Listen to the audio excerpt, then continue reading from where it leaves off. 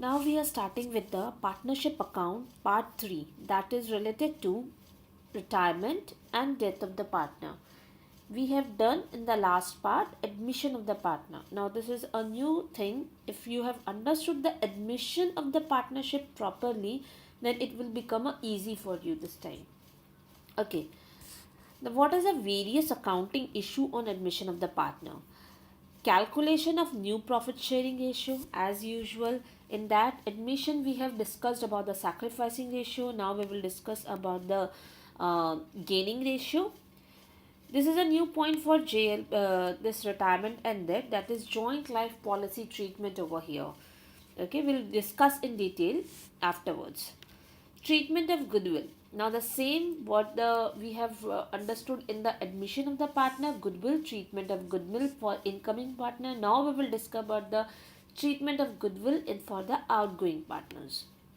What is the treatment of reserve and the revaluation of asset and liabilities.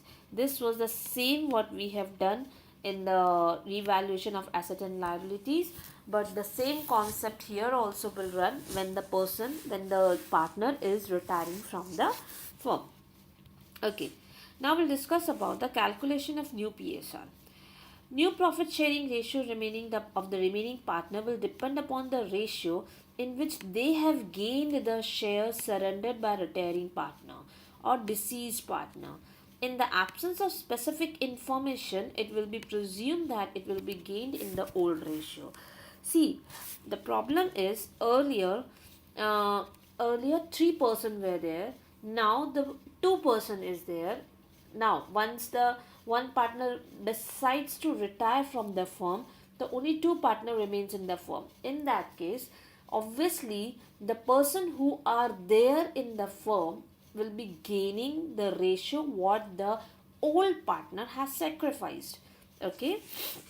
So here we will see the example. The firm has three partner APC sharing in the ratio 3:2:1. Okay. जितने लोग होंगे उतना share हो जाएगा, तो हर एक लोग को थोड़ा, हर एक पार्टनर को थोड़ा थोड़ा हिस्सा मिलेगा. बट जैसे ही अगर एक पर्सन निकलता है, बी रिटायर होता है, तो बचे हुए दोनों को फायदा होगा. दिस फायदा is nothing but a gaining. अच्छा, हमें दो सिनेरियो दिया. What will be the new ratio if the remaining partner gain in their old ratio. ठीक है, तो यहाँ पर क्या होगा, and remaining partner gain equally. Done. We will see the sum how we will solve it. Okay, तो यहाँ अगर स्टोरी आप देखोगे तो हो क्या रहा है. फर्स्ट वाला पार्ट हम डिस्कस करेंगे A, where A B is to C, 3:2:1, right? Now what is happening? A and B is retiring. So remaining partner who are there, they will be sharing in their old ratio. Hence new ratio will be nothing but 3:1. ये हमारा case ए first था. ठीक है. Now will discuss about the next case. Next case में उन्होंने क्या बोला है, see this one, remaining partner gains equally. They are telling that they are gain equally. तो चलो हम देखते हैं क्या कैसे गेन इक्वल करते हैं. तो यहाँ पर अगर आप देखोगे बी ए बी सी 3:2:1. अब ये बात हो रही है कि जब बी जा रहा है उसका शेयर हमारे इसमें कितना है, 2/6. और ये पूरा शेयर कौन गेन करेगा, दो लोग गेन करेंगे, राइट. तो we can write it like this, 2/6 into 1/2, right. तो हमारा फाइनल आंसर क्या आएगा, 1/6. मतलब दोनों को 1/6 शेयर मिलेगा. मतलब ए पहले उसका था 3/6, राइट. अब 3/6 में उसको 1/6 और मिलेगा, दैट बिकम 4/6. बी के केस में, राइट, बी के केस में इट वॉज अर्लियर 1/6, इसे भी 1/6 मिलेगा, तो इट बिकम्स 2/6. तो न्यू रेशियो विल बी 4:2, जिसको आप बोल सकते हो 2:1. तो ये हमारा न्यू रेशियो बन जाएगा. This is what will explain. Okay, now we'll go this is how we have to calculate the new PSR. And always remember कि for gaining ratio we have to do, to find out the gaining ratio we have to do new ratio minus old ratio, and in sacrificing ratio we have to do old ratio minus new ratio. Okay, now we'll go next step. What is the treatment of goodwill? Goodwill can be raised in the old PSR, likewise in admission we have done, and written off between the new partner in new PSR. Same way हम raise करते थे old में and right of करते थे new PSR में, तो same we will do. अब यहाँ क्वेश्चन क्या दिया हुआ है? Total value of goodwill is 60,000 of the form. Old partner A B C sharing the ratio in 2:1 and B retires, इसमें भी B रिटायर हो रहा है. New ratio will be 2:1. Great. A and C का रेशियो आपको दे दिया है 2:1. Make the adjustment entry for the goodwill without raising the goodwill account. Okay, तो हमें clearly बोल रहा है you need not to raise the goodwill account in the books. तो no worries. What we will do? First we will calculate the profit sharing ratio, gaining ratio, और आप दो form में कर सकते हैं, दोनों भी हम करके देखेंगे. तो first what we will do, we know what is the old ratio. Old ratio हमें पता है 2:2:1. एंड न्यू रेशियो उन्होंने हमको दे दिया है हाउ मच? 2:1. राइट. अब हम यहाँ पर आ रहे हैं 2:1 के केस में, तो आप गेनिंग रेशियो निकाल लो. गेनिंग रेशियो हम निकालेंगे फॉर एग्जांपल ए का. तो मैंने आपको बोला था what? New ratio minus old ratio. New ratio is 1/3. Right, 1/3 minus old ratio कितना था? ए का 2/5. Will calculate 15. 5 minus 6. I think I have done something wrong. Wait a minute. 2/3. Yeah, I have written here wrong, but I'll do. Again I'll write it here once again. See, A is new ratio minus old ratio. New ratio is 2/3. Old ratio is 2/5. Okay, this means this is 15. 10 minus 6, 4/15. Right, now we will calculate for B as well. B same. I'm sorry, this is C. C का gain हो रहा है, तो 1/3 minus 1/5. 5 minus 3 gives you 2/5. Therefore, gaining ratio, मैं अभी gaining ratio में हूँ, तो it becomes 4:2 means 2:1 is our gaining ratio. Now what will we do for the treatment of goodwill? Goodwill के लिए हमें क्या करना पड़ेगा? जैसे हम लास्ट टाइम करते थे, तो exactly जो what we have done in the admission we will change over here. तो A partner, C partner will share the value of the goodwill to B. अब goodwill क्या होगा? Goodwill only the share of the B. Basically हमारे case में हमें कितना दिया हुआ है? If you will see 60,000. It has been given 60,000. तो आप इसको कैलकुलेट कर सकते हो कि B का शेयर कितना होगा. तो B का share will be 60,000, right, into 2. What will be the amount? Into 2 divided by 5. So this means B का शेयर is 24,000. ये 24,000 आएगा, right? And ये दोनों कौन कंट्रीब्यूट करेंगे? A कंट्रीब्यूट करेगा इन रेशियो गेनिंग रेशियो. तो 24,000, right, multiplied by 2 divided by 3. This means 16,000 will be shared by A and 8,000 will be shared by 2:1 है ना रेशियो. तो ये बन गया हमारा गुडविल का एडजस्टमेंट. ठीक है, तो this is a goodwill, but what we have done without raising the goodwill in the books of the firm. And same way you can check this part by raising the goodwill on old ratio and sacrificing in writing of the goodwill in new ratio, the answer will remain the same, but if you combine that both the entries. Okay, already I have discussed everything in the admission as well, right? Now we'll go further. Now we'll discuss about the joint life policy. What is joint life policy? पहले आप ये समझ लो. See, every business what they do for their partner, जो उनके partner है उनकी मतलब जो अगर दो पार्टनर्स है, दो तीन है तो तीनों की उनकी पॉलिसी, जॉइंट लाइफ पॉलिसी निकालते. इंश्योरेंस पॉलिसी की बात हो रही है यहाँ पर. Why they take the insurance policy? Just to safeguard any losses. अगर कुछ मिस हैपनिंग हो गया, कोई भी एक पार्टनर उसमें से चला जाता है या कोई भी प्रॉब्लम हो जाता है, तो उसको सेव गार्ड करने के लिए they actually do the policy insurance. Okay, अब यहाँ पर जो बात हो रही है कि ये प्रीमियम का क्या करना है, क्योंकि ये पॉलिसी किसका है? पूरे जॉइंट लाइफ का है. अगर पार्टनर जितने हैं उसके लिए, तो what about to do with the premium?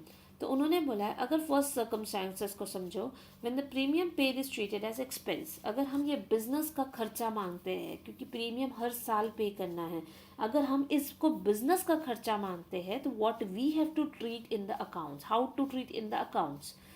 When the premium is treated as an expense, then it is closed every year by transferring that premium account should be as a जैसे salary account close किया जाता है by transferring it to the P&L account. कोई भी खर्चा close किया जाता है P&L अकाउंट को, तो हम इसको भी क्लोज कर देंगे. In this case, complete amount received from the insurance company either on the surrender of the policy or on the death of the partner becomes a gain. तो ये बोल रहा है कि अगर मान लो आप इसको बिजनेस का खर्चा मानते हो और बीच में आपको कुछ लाइक जो मिस हैपनिंग के लिए आपने लिया था वो नहीं हुआ, तो आपको सरेंडर अमाउंट मिला. लास्ट में हर पॉलिसी का सरेंडर वैल्यू मिलता है, वो मिला, या फिर सच में कुछ अमाउंट मिला because of the death of the partner, तो this is nothing but a gain. तो हमें जर्नल एंट्री कैसे पास करनी है? This is a on payment of premium account to bank account. ये सिंपल है. देन तो अगर यही प्रीमियम अकाउंट को आपको मैंने क्या बोला था, you will close as a खर्चा in the P&L account. We have close it into that. On maturity में क्या होगा?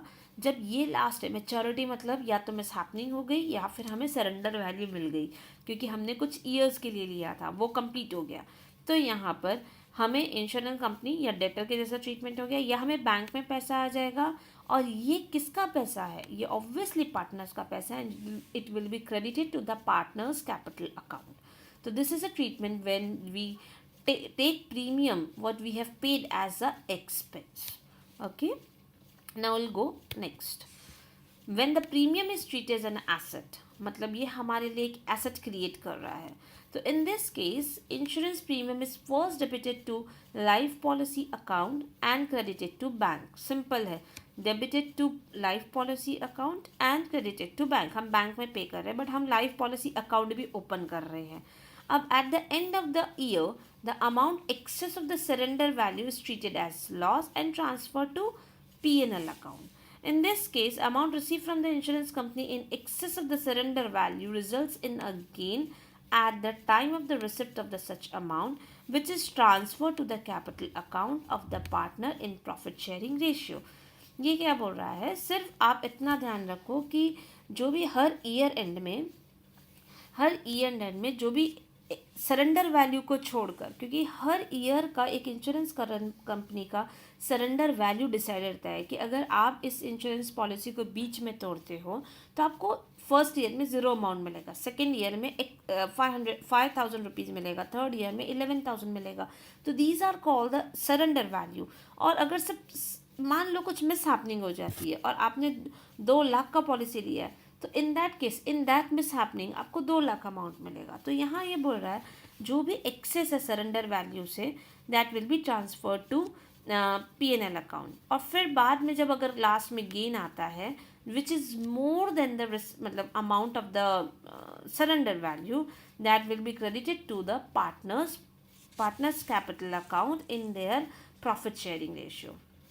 नाउ ये भी आपको समझ में आएगा. एक सम हम कंप्यूट करेंगे. तो joint life policy, creation of joint policy reserve account. What will be the creation of joint life policy? यहाँ पर सीन कैसा होगा, under this method premium paid is accounted as follows. अभी यहाँ पर एक पॉलिसी रिजर्व भी बना रहा है। सी बैलेंस शीट होता है, तो बहुत सारे बैलेंस शीट में आप इसके पहले सिर्फ यहाँ पर JLP देखोगे, ठीक है, यहाँ पर JLP देखोगे लास्ट वाले सब। अब यहाँ पर क्या होगा, एक JLP भी बनेगा और एक यहाँ पर रिजर्व भी बनेगा, ठीक है। तो ये दोनों बैलेंस करेगा। उसके लिए कैसे एंट्री होगी समझो। Under this method premium paid is accounted. First normal JLP premium pay करोगे। अब ये क्या बोल रहा है, the amount equal to the premium. जैसे जैसे आप खर्चा कर रहे हो तो एक अमाउंट प्रीमियम का आप रिजर्व में भी क्रेडिट करते जाओ अप्रोप्रिएशन से निकाल कर। After this policy account is brought down to its surrender value by, फिर क्या करना पड़ेगा कि आपको जो अमाउंट है JLP का वो आपको सरेंडर वैल्यू पे लाके छोड़ना पड़ेगा JLP अकाउंट का। जब आपको अब लास्ट में जो JLP अकाउंट में बैलेंस बचता है that you have to transfer to reserve account. Okay, अब यहाँ पर क्या हो रहा है, आप एक तो खर्चे के जैसा भी ट्रीटमेंट कर रहे हो, रिजर्व अकाउंट एक खर्चे के जैसा आप P&L को भी कर रहे हो, और दूसरा आप JLP अकाउंट बनाकर, और दूसरा आप पॉलिसी रिजर्व अकाउंट भी क्रिएट कर रहे हो। तो under this method policy account appears in the asset side and policy reserve account will appear into the liability side of the balance sheet. Both these accounts appear in the balance sheet at the surrender value of the policy. This method is different from the method discussed earlier. When there is a death, then this life policy reserve account is transferred to JLP account and then the balance is transferred to the partners capital account.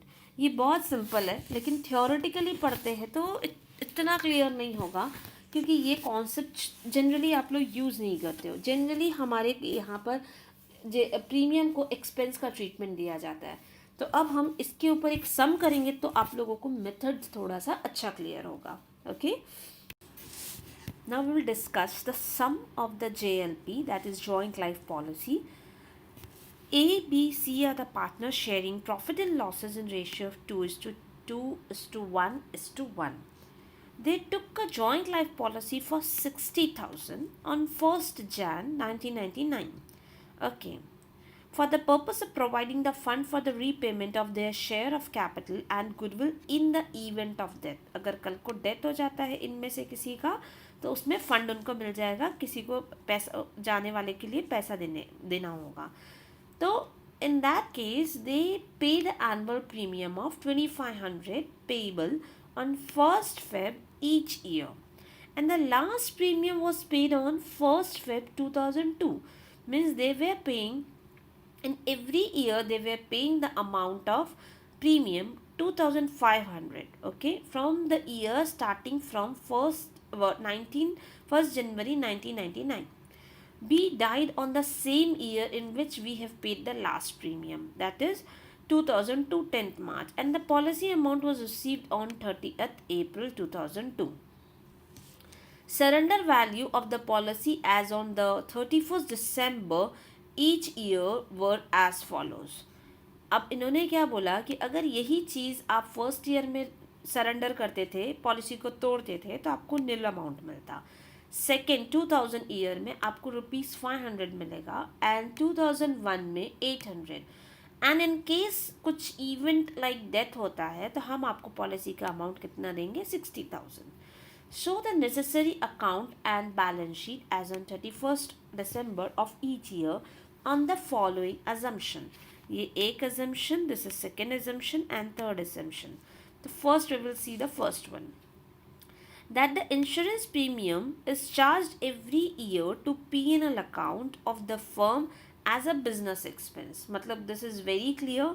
आपको ये business expense salary के जैसा खर्चा होता है वैसा book करना पड़ेगा, बस हर ईयर में P&L अकाउंट को डेबिट करना पड़ेगा। Okay, but in the case of event of death in year 2002 ये 60,000 जो मिलेगा that will be distributed between the partners. तो how the entries will flow, will see. See, this is the first part. जैसे ही amount मिलेगा तो आपकी entry क्या होगी, bank account to JLP account, right. तो आपको JLP बैंक अकाउंट में जो पैसा मिला that will be distributed between the capital account of the partner in ratio same 2:1:1, right. तो this is a normal entry where every year premium will be debited to the P&L account. एकदम normal entry होगी इसमें. Will discuss about the second part, that the insurance premium is debited to JLP account, but the adjustment is made through the profit and loss every year to bring the policy to its surrender value. वो बोल रहे हैं कि अब आप asset के जैसा treatment दोगे जिसमें JLP का सरेंडर वैल्यू पे ही उसको दिखाओगे और बाकी एडजस्टमेंट P&L अकाउंट से करोगे. ओके और हमें सरेंडर वैल्यू मालूम है निल है, सेकेंड ईयर 500 है, थर्ड ईयर 800 है. तो what will B entry in that case? कुछ भी नहीं करना है, प्रीमियम अकाउंट तो हमारा P&L में ही जाएगा. तो एंट्री फर्स्ट एंट्री क्या होगी? फर्स्ट हमारी एंट्री जो हम पेमेंट की एंट्री करेंगे तो हमारी रहेगी इंश्योरेंस प्रीमियम टू बैंक. ठीक है, अब यहाँ पर यही प्रीमियम हमारा डेबिट हो जाएगा एंड ये P&L अकाउंट के डेबिट में चला जाएगा और ये JLP अकाउंट बैंक से पेमेंट हुआ. नेक्स्ट सेम ईयर में आप प्रीमियम तो पे करोगे 2,500, लेकिन उन्होंने बोला है ये JLP को सरेंडर वैल्यू पे देना. तो फर्स्ट ईयर में ये 0 था. ठीक है, अब सेकेंड ईयर में इसकी सरेंडर वैल्यू कितनी है? 500. तो बैलेंस अमाउंट ही P&L में जाएगा. सेकेंड ईयर में उन्होंने हमें बताया, अब देखो this becomes the opening of this year.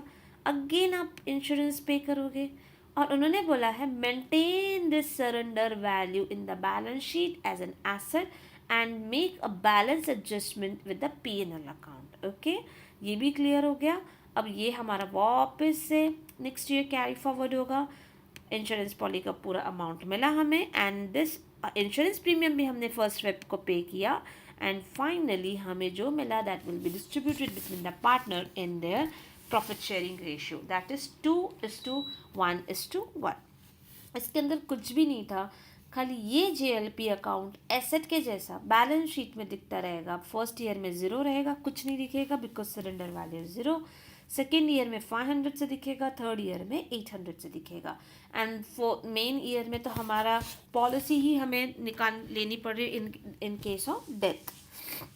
Now will discuss about the third assumption that the sum equal to annual insurance premium is charged to P&L appropriation account each year and credited to the JLP reserve account through which the adjustment is made to bring the policy to its surrender value.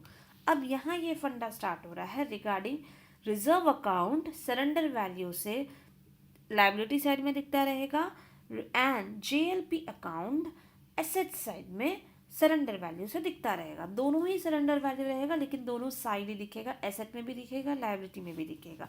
But how the entries will flow again I will show with the help of the solution. First year में आप premium pay करोगे, right.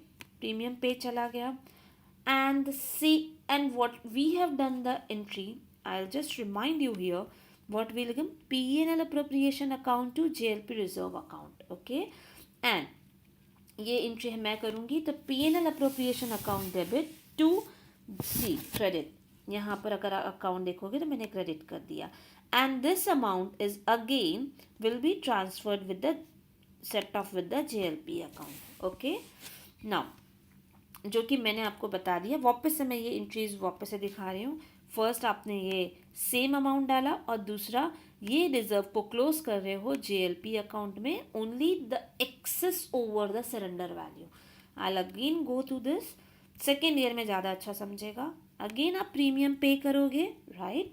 And now यहाँ पर आपका balance surrender value से maintain रहेगा, right. तो this JLP reserve account clear. First इसमें भी P&L अप्रोप्रिएशन होगा एंड ये दोनों अमाउंट सेटअप होगा and here the balance will B 500 जो क्रेडिट बैलेंस है. Here the balance will B 500 which is a debit balance. तो ये अब एक एसेट में भी 500 दिखेगा, एक लाइबिलिटी साइड में भी 500 मिलेगा.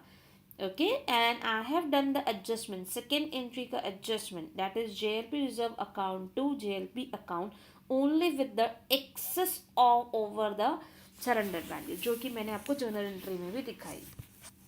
Nothing great. ये 500, ये जो 500 का सरेंडर वैल्यू बिकम्स ओपनिंग, ठीक है, एंड यहाँ पर भी 500 का becomes opening, and same what will happen, this will be totally premium पे। यहाँ पर भी आप प्रीमियम पे करोगे और एक साइमल्टेनियसली अमाउंट यहाँ पर अप्रोप्रिएट भी करोगे, एंड सरेंडर वैल्यू से इसको भी मेंटेन करोगे, इसको भी मेंटेन करोगे, and difference between will be set of with this. So what will be the accounting entry for 2200? That is nothing but a JLP reserve account to JLP account. Third last year 800 से opening balance है, इसका भी 800 से opening balance है. And if you remember my theory what I have written, on the death the reserve account will be transfer to JLP account and the balance will be transfer to this. तो अब मैं क्या कर रही हूँ, in the case of death the reserve account will be transferred to JLP account, right? And the case of this, और हमारा premium भी जाएगा and amount will be distributed. This is how we have to take care of the full JLP. In the exam mostly some few additional point will be there, but इतना बड़ा सब कभी नहीं आता. But for understanding you should be clear with this. Okay? Now we will proceed further. Treatment of reserve. Same treatment of reserve in the case of admission. हम क्या करते थे, जो भी रिजर्व है ओल्ड पार्टनर्स लेके जाते थे, तो यहाँ पर भी जब रिटायरमेंट या डेथ रहेगा same old partners own profit sharing में लेके जाएंगे. Then next, revaluation of asset and liabilities. जैसे एडमिशन होता था तो एडमिशन मतलब incoming partner always prefer to do the revaluation before coming in to the firm as a partner. Same way जब जाने वाला पार्टनर है in the case of retirement और in the case of death, तो वो वापस से रीवैल्यूएशन करवाते हैं, बिकॉज हमारे बैलेंस शीट में फिगर्स ओल्ड वैल्यू से दिखते रहते हैं. रीवैल्यू से exact value of the firm पता चलती है, राइट? और रीवैल्यू में जो भी प्रॉफिट आता है that will be shared between the old partner in old ratio, including everybody, retired partner और in case of deceased partner. Now same what we have done in the admission, there is if you don't want to change the value of asset and liability, then we have to route our method with the memorandum account method. Okay, now what we will do for the final payment of retiring partner. Like अभी तो आपने पूरा समझ लिया कि क्या क्या account की एंट्रीज होगी, ट्रीटमेंट ऑफ गुडविल होगा, क्या अमाउंट देना है, रिजर्व का एडजस्टमेंट क्या करना है. बट अब ये बंदा जाने वाला है, when he is plan to move out, तो उसको देना कैसे है. तो हमने ये समझा रिजर्व का एडजस्टमेंट, गुडविल का एडजस्टमेंट, प्रॉफिट और रिवैल्यूएशन का क्या. After adjustment of above mention item, capital account balance what is standing in the credit, मतलब अब उसका जो अमाउंट देना बनता है we have to pay to him, right? The continuing partner may discharge the whole claim. This continuing partner, उनके पास अगर पूरा पैसा होगा, फर्म में अच्छा खासा अमाउंट होगा, तो उसी समय वो पे करके उसको निकाल देंगे, रिटायरिंग पार्टनर टू बैंक कर देंगे. But if suppose they are not able to give the amount और they want to treat some amount as a loan कि हम बाद में आपको देंगे, तो हो सकता है ऐसी एंट्री है, रिटायरिंग पार्टनर को कुछ आपने लोन में डाल दिया और उसको बोलोगे मैं ओवर द पीरियड हम आपको पे कर देंगे, और कुछ अमाउंट ऑन द स्पॉट पे कर दिया. तो this is how we have to treat. This is the final payment to retiring partner. Okay. Now we'll start the illustration for this topic. On 31st December, the balance sheet of Messrs. ABC sharing the profit and loss in their capital ratio. Okay, this is their capital ratio in which they are sharing the profit. The balance sheet has been given. Now on that date, the B wants to retire from the firm, and the remaining partner decided to carry on the firm. The following readjustment of asset and liability have been agreed upon before ascertainment of the amount payable to B. That out of the amount of insurance premium which was debited annually entirely to the P&L account, 10,000 be carried forward for unexpired period insurance on 31st/12/2002. So this should be carry forward as a prepaid insurance. ठीक है, ये इन्होंने बोल दिया है. That the land and building will be appreciated by reserve and doubtful will be brought up to 5% of the debtor. The machinery was depreciated by 5%. The provision for 15,000 be made in respect of outstanding bill for repair. Okay, we have to make some provision for repairs. That the goodwill of the entire firm be fixed at 1,80,000 and B share of the same is adjusted in A and C, whose share the future profit in proportion is 3:1 respectively. No goodwill account being raised. बहुत अच्छे समझे, goodwill नहीं दिखने वाला है. That B be paid 50,000 in cash and balance is transferred to loan. This means 50,000 is paid in cash, means bank से चला गया कुछ पैसे, एंड बाकी के amount will be shown in the loan account. Okay, we have to prepare revaluation account, we have to prepare capital account and the balance sheet of the firm. So everything we have to do. So अब हम यहाँ पर इसको solve कैसे करेंगे. I have made one Excel sheet for you. तो ये question भी हमारा है and we will going to prepare a revaluation account first. Revaluation में अगर आप देखोगे तो सेकेंड पॉइंट से हमारा स्टार्ट हो रहा है और you can see that land and building will be appreciated by 10%. तो हमें यहाँ पर प्रॉफिट हो गया. तो यहाँ पर लैंड एंड बिल्डिंग को लेंगे तो हमारा प्रॉफिट कितना होगा. लैंड एंड बिल्डिंग के प्रॉफिट में 10% का appreciation means it is going to be 50,000, right. 10% मतलब 5 लाख का 10%. आदि reserve and doubtful debt be brought up to 5% of debtor. Debtor देखो 1 लाख था, ये है 2%, तो हमें 5% तक लाना है. ओके, तो 2,000 तो ऑलरेडी बना हुआ है, तो हमें मतलब 5%, 1 लाख का 5% नथिंग बट 5,000. 2,000 का ऑलरेडी बना हुआ है और हमें 3,000 का ऐड करना होगा. एंड दिस मीन्स हमारे लिए ये हमारा एसेट में डिक्रीज, हमारे लिए लॉस ऑफ 3,000. दैट मशीनरी भी डिप्रिशिएटेड बाय 5%, ये भी हमारा लॉस है, डिप्रिशिएटेड बाय 5%. तो आप वापस से लॉस बुक कर दो. मशीनरी के ऊपर में हमारा वैल्यू ख़त्म हो गया. आप इसको यहाँ पर भी कैलकुलेट कर सकते हो. 2,40,000 का 2,40,000 multiplied by how much 5%, then 12,000 का हमारा लॉस बुक हो गया. That the provision for 15,000 be made in respect of outstanding bill for repair. ओह, हमारी लाइबिलिटी और बढ़ गई. प्रोविज़न और हमें बनाना पड़ेगा, प्रोविज़न फॉर रिपेयर. ठीक है, कितना अमाउंट से आप बनाओगे भाई. 15,000 से हमारा लॉस बुक हो रहा है. Done. Now what else they have given. Goodwill का पॉइंट है, यहाँ कुछ भी नहीं करना है. सो आई थिंक हाँ, one more point, insurance point. Insurance point में उन्होंने बोला है कि that the amount of insurance premium which is debited annually, हर साल आप 10,000 से इनकम मतलब आप पीएनएल को डेबिट करते हो. अब इसको कैरी फॉरवर्ड करना है अनएक्सपायर्ड इंश्योरेंस अप ऑन 31/12/2002. तो इसको कैरी फॉरवर्ड करना है, मतलब ये हमारी एक prepaid you can say unexpired insurance है, हमने पे कर दिया. तो it's a benefit and it's a income for, इसको बोल सकते हैं अनएक्सपायर्ड. ठीक है, unexpired insurance, you can also say prepaid insurance इसको बोल सकते हैं, क्योंकि आपने पहले ही इसका अमाउंट पे कर दिया है. तो कितना अमाउंट है हमारे बेनिफिट के लिए. 10,000 कैरी फॉरवर्ड करना है. नहीं तो यहाँ पर तो आपको नज़र नहीं आ रहा है, तो एक टाइप का अप्रिसिएशन है अनएक्सपायर्ड के लिए. डन. तो हमें जो भी अमाउंट आया प्रॉफिट का, that comes to 50 + 10. You can find it out simple by calculation, right. तो आपको प्रॉफिट मिलेगा किस चीज़ का.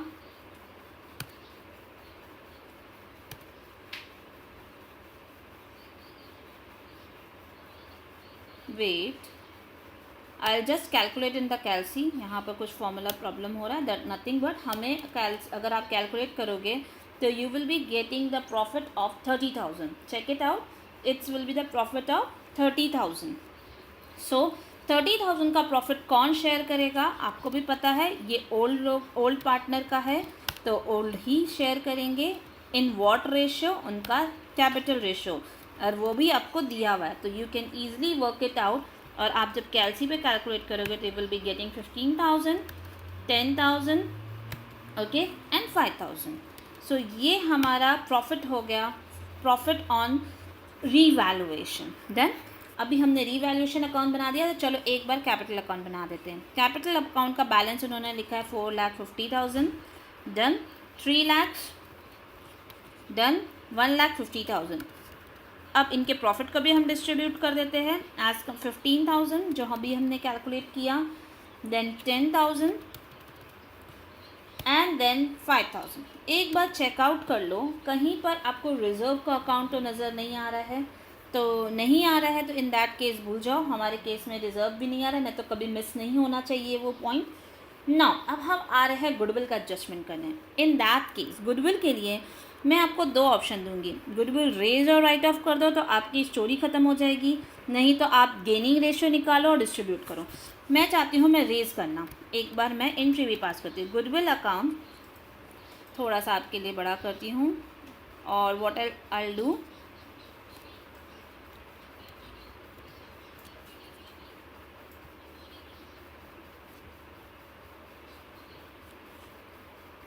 ठीक है। गुडविल अकाउंट कौन कौन है रेज कर रही हूँ, तो पुराने पार्टनर्स रेज करेंगे।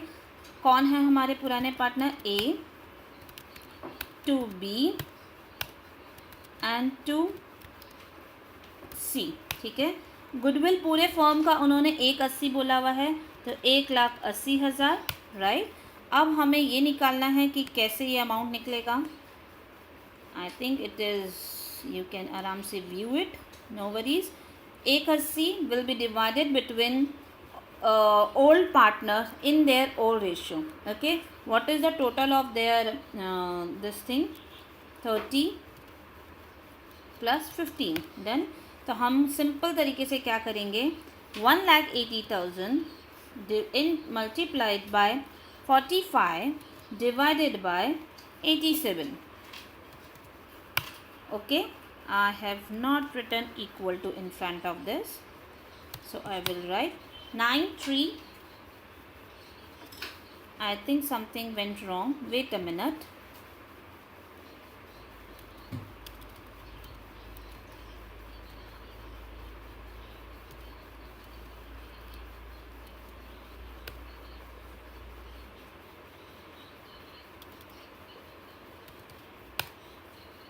Okay, now again I will write 1,80,000 multiplied by 30 divided by 90. Simple तरीके से मैं कर रही हूँ, same way 1,80,000 multiplied by 15 divided by 90, done. तो ये हमारा रेज हो गया। अब मैं इसी गुडविल को राइट ऑफ करूँगी, लेकिन new partner in new ratio. Okay, तो अब हम इस केस में what is the new ratio given, 3:1। तो A who is retiring, B, so C is going, right, और यहाँ पर टू गुडविल, डन। अब यही 180 को मैं किन लोगों के बीच में डिस्ट्रीब्यूट करूँगी, ए एंड सी के बीच में। What is their new ratio, 3:1, मतलब multiplied by 3 divided by 4। Okay, same way इस केस में भी हम डिस्ट्रीब्यूट कर देते हैं, 1,80,000 multiplied by 1 divided by 4, done. 45,000। अब मैं इसी को डिस्ट्रीब्यूट कर देती हूँ, ऑल आर क्रेडिट, तो I will do 90,000, right, then 60,000, then 30,000, done, or both are debit, so I'll keep the debit amount over here, 1,35,000. B is not there, 45,000, done. I think we are done it with this amount. अब हमें सिर्फ देखना है B को हमें कुछ पे करना है। क्या पे करना है, कैसे पे करना है, वो हम डिस्कस कर लेते हैं एक बार। तो उन्होंने बोला है कि 50,000 पे हिम इन कैश। तो चलो पहले हम बी का ही बैलेंस निकालेंगे। बी का अगर हम बैलेंस निकालते हैं तो what will be the amount, this plus this minus nothing, ठीक है। अमाउंट इज़ टोटल 3,70,000, बट हमने 50,000 अगर हम कैश पे कर देते हैं तो हमें यहाँ पर ये माइनस करना पड़ेगा 50,000। ओके, तो मतलब 3,20,000 जितना आपका ये बैलेंस शीट में लोन के जैसा दिखता रहेगा। Are you getting? तो इसका टोटल होगा 3,70,000 एंड सेम वे इसका भी ग्रैंड टोटल होगा 3,70,000. Now we will discuss about the balance of, कौन सा है ये, दिस वन, ए. तो ए के केस में बैलेंस क्या होगा, this plus this minus 1,35,000 and that comes to 4,20,000 जो बैलेंस शीट में दिखता रहेगा. सेम वे अगर हम इसका निकालेंगे ऑन लास्ट पार्टनर जो एग्जिस्टिंग पार्टनर है, ए एंड सी दोनों का हम निकाल रहे हैं, तो इस केस में भी अगर आप देखोगे 1,40,000. तो चलो बैलेंस शीट बनाना इजी हो जाएगा. ए दिखेगा अमाउंट से, सी दिखेगा capital account, loan of B दिखेगा, राइट, क्योंकि हमने इसको दिया नहीं है. ये भी आपको पता है कितने अमाउंट से दिखेगा, राइट. ए कितने अमाउंट से दिखेगा, 4,20,000. ये कितने अमाउंट से दिखेगा, 1,40,000. सम तो बहुत इजी है लेकिन आपको समझ में आना चाहिए. सेम वे यहाँ पर क्रेडिटर है, उसमें तो हमने कुछ पेमेंट प्रॉब्लम ही नहीं क्रिएट किया है. तो क्रेडिटर लेट मी सी 1,08,000 से दिखेगा. We are done with 1,08,000 as well. अभी एक प्रोविजंस भी हमने बनाया था, प्रोविजन फॉर रिपेयर. कितने अमाउंट से प्रोविजन हमने क्रिएट किया था, 15,000 से. तो हम ये भी बना देंगे. तो everything we have written and nothing will do.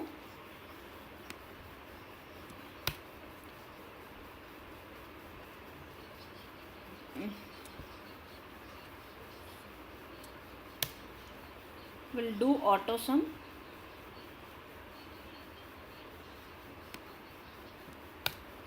Then अब हम एसेट साइड में आ रहे हैं. एसेट साइड में काफ़ी सारे चेंजेस थे. कैश और बैंक बाद में देखते हैं, पहले डेटर्स देखते हैं. डेटर्स के केस में 1,00,000 माइनस 5,000 कैसे निकाला था. 1,00,000 पहले डेटर था, नया प्रोविज़न बनाया 5,000 का, ग्रेट 9. फिर अभी आप देखोगे इंश्योरेंस पिक्चर में आ जाएगा. प्रीपेड इंश्योरेंस आपको भी मालूम है, आपने 10,000 का इंश्योरेंस पिक्चर में लाए हो. अब हम बात करेंगे स्टॉक. स्टॉक में I don't think so there is a change, it become same 90,000. देखो यहाँ 90,000 है, उसमें भी कोई चेंजेस नहीं है. So we will carry forward in the same value. But हाँ, मशीनरी डिप्रिशिएट हुआ था तो we will do that also change. कितने से डिप्रिशिएट हुआ था, नेट ऑफ फिगर निकाल लो तो इट बिकम्स 2,28,000. देन मशीनरी के बाद लैंड एंड बिल्डिंग में चेंजेस आए थे. लैंड एंड बिल्डिंग में क्या चेंजेस थे, उसमें भी एप्रिशिएशन था. Now it becomes 5,50,000. आप लोग भी करो सम को तो आपको समझ में आएगा. एंड देन अब मैं कैश और बैंक देख लेती हूँ. कैश और बैंक में चेंजेस हो सकते हैं क्योंकि हमने पेमेंट किए हैं. पहले कैश कितना था, first I will check it, 80,000, right. अब 80,000 में आपको क्लियरली दिखा कि आपने जाते वाले पार्टनर को दे दिया 50,000. आपका बैलेंस हो गया, right. I will do that auto sum balance. This is the sum which is a very simple sum. आपको समझ में आना ही चाहिए और धीरे धीरे एक स्टेप आप टफ पोर्शन की तरफ जाओगे. This is just a retirement. और नेक्स्ट पार्ट वाले में जाओगे तो वहाँ पर आपको क्या मिलेगा, रिटायरमेंट भी मिलेगा और एडमिशन भी मिलेगा. ओके.